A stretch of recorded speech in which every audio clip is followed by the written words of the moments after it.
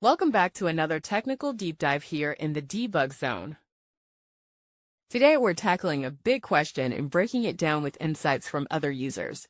Hopefully this clears up some misconceptions and helps you get the answer you need.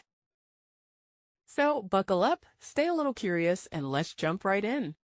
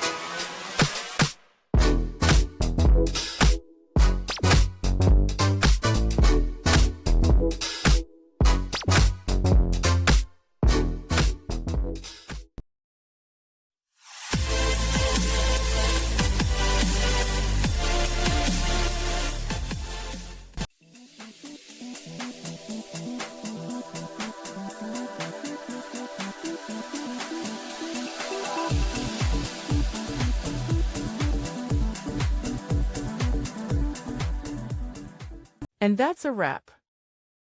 I hope you found the answer you were looking for. If you did, take a second to hit that subscribe button. It really helps out. And let me know in the comments which solution worked best for you. See you next time in the debug zone.